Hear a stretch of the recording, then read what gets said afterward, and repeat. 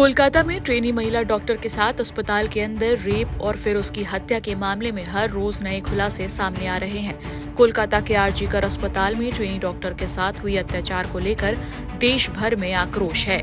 देश भर में डॉक्टर्स सड़कों पर उतरकर आरोपी संजय रॉय की कड़ी सजा की मांग कर रहे हैं। इस बीच महिला ट्रेनी डॉक्टर के साथ उस रात हुए रेप की डिटेल पोस्टमार्टम रिपोर्ट सामने आई है। लेडी डॉक्टर की ऑटोप्सी रिपोर्ट पढ़कर साफ अंदाजा लगाया जा सकता है कि 9 अगस्त की रात को आरोपी ने पीड़ित लेडी डॉक्टर के साथ किस तरह की हैवानियत की होगी।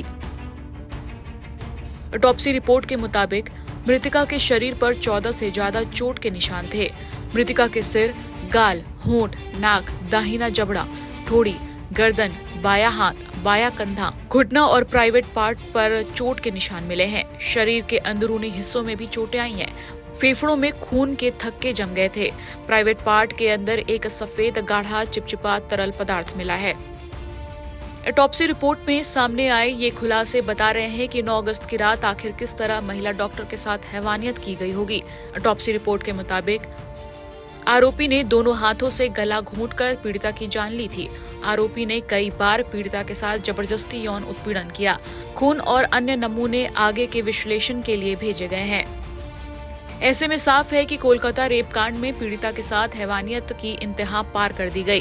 पीड़िता का केस लड़ रहे उनके वकील ने भी इस मामले में कोलकाता पुलिस और बंगाल सरकार पर सवाल उठाते हुए कई राज खोले हैं।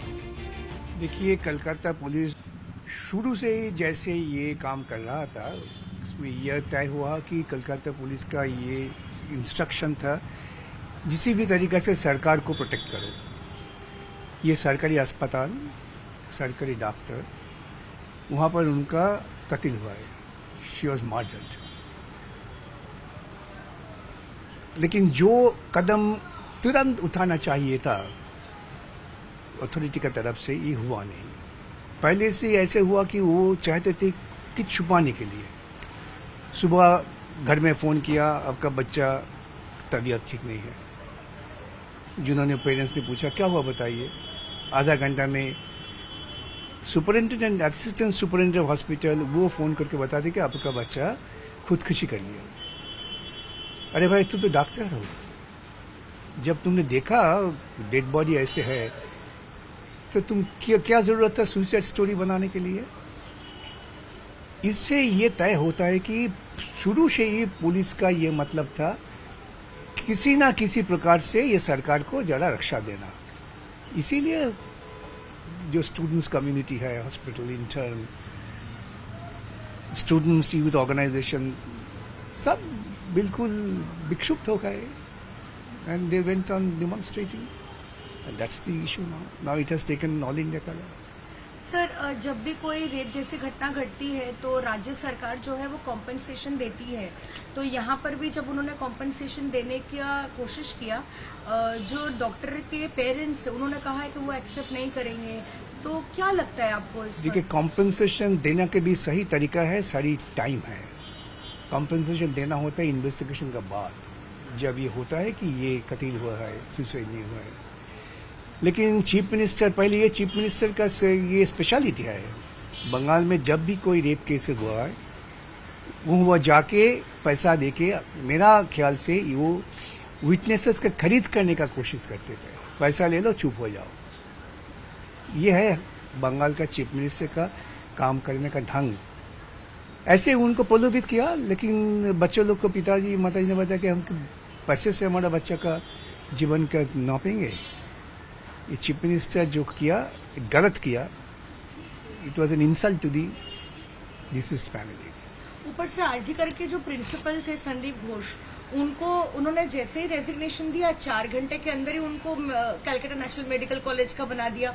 वो क्या इतने इन्फ्लुएंशियल है कि इन्वेस्टिगेशन तो होता ही नहीं है उनके खिलाफ, लेकिन उनको साथ ही साथ एक दूसरा सिग्निफिकेंट पोस्ट दे दिया। ये बात तो हर आदमी पूछ रहे हैं। कलकत्ता का चीफ जस्टिस वो भी पूछ रहे, इतना इम्पोर्टेंट पर्सन है कि उनका खिलाफ अस्पताल नहीं चल सकते।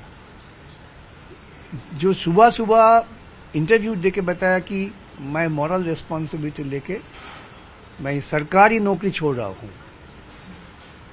लेकिन शाम को उनका अपॉइंटमेंट आ गया कि नेशनल मेडिकल कॉलेज का प्रिंसिपल। क्यों भाई, इससे चीफ मिनिस्टर का क्या ताल्लुक है? ये सरकार का क्या ताल्लुक है? फिर उन्होंने जो डॉक्टर्स ने एजिटेशन किया था उनको ट्रांसफर का ऑर्डर निकाल दिया। फिर भी जब हर आदमी इसका खिलाफ लड़ रहे हैं तब ये फिर विड्रॉ किया। क्या है इस सरकार का? प्रशासन चल रहा है और ये सर्कस चल रहा है। बंगाल में प्रशासन है नहीं, बिल्कुल प्रशासन है नहीं, ये सर्कस चल रहा है, ऐसे चलते हैं। सर, आप विक्टिम को रिप्रेजेंट कर रहे हैं कोर्ट में। एक कोर्ट मॉनिटर्ड सीबीआई इंक्वायरी की डिमांड की गई, जो कोर्ट ने डायरेक्शन दे भी दिया। 5 दिन हो चुके हैं सीबीआई की इंक्वायरी से, आप लोग क्या सेटिस्फाइड है अब तक? देखिए, सीबीआई जब रिपोर्ट कोर्ट में दाखिल करेंगे तब भी हम पता चलेगा सीबीआई क्या क्या कदम उठाया, किस ढंग से उन्होंने इन्वेस्टिगेशन किया। अभी तो कुछ बताना ये गलत होगा, मेरे तरफ से तो बिल्कुल गलत होगा, इसीलिए मैं इस बारे में कुछ स्पेसिफिक कमेंट नहीं करना चाहता हूँ। काला धागा इसलिए हम लोग बांध रहे हैं कि जो देश में हो रहा है वो ठीक तो नहीं हो रहा। हम लोगों का न्याय तो नहीं मिल रहा है ना, तो इसलिए जो आग जली है, जो आग लगा है देश में, वो यस स्टेट में, बट जो आग लगा है वो अभी स्टेट में सीमाबंद नहीं है, वो वर्ल्ड में वो चल रहा है कि नहीं? अब जानते हैं ना, तो इसलिए ये काला धागा इस देश के लिए हम लोग एक होके जो न्याय मांग रहे हैं, वी वांट जस्टिस, इसके लिए हम लोग आज यहाँ पे हैं। खुशी तो हम लोग नहीं मना सकते ना, इंडिपेंडेंस डे गया, रक्षाबंधन है, मन में जो खुशी होता है वो किसी के भी मन में है क्या? मेरे मन में तो नहीं है। यहाँ पे जो लोग हैं किसी के मन में हम लोग हैप्पी इंडिपेंडेंस डे ये इस साल नहीं बोल सके, इस साल हम लोग ये नहीं बोल सके। किसी को खुशी के साथ जो विश करना होता है ना, वो हम लोग नहीं कर सके इस साल। गले में क्या अटक के रहा है वो हम लोग आपको बोलकर नहीं बता सकते। क्या चल रहा है हम लोग के, किसी एक के साथ हुआ है, इसके पहले भी बहुत इंसिडेंट हुआ है, लेकिन इस साल ये जो हुआ है ना, इस साल जो हुआ है वो हम लोग, ये जो टॉर्चर हुआ है वो हम लोग नहीं मान सकते, नहीं भूल सकते। जो टॉर्चर हुआ है, जो रिपोर्ट में आ रहा है, वो हम लोग नहीं मान सकते। मेरी क्लासमेट थी, हम लोग जोधपुर में हमारा घर है, क्लास 5 to 10 हम लोग एक ही साथ पढ़ाई की है। इतना इनोसेंट, इतना वो हमारे बैच में वो एक ही डॉक्टर वो हुई थी, हम लोग एक ही साथ पढ़ाई की है। वो क्या है, इतना इनोसेंट, इतना मतलब गरीब मेहनती लड़की, गरीबों के लिए इतना सोचती थी, उसके साथ ऐसा जो काम करना चाहती है, एक लड़की को ऐसे चले जाना हुआ।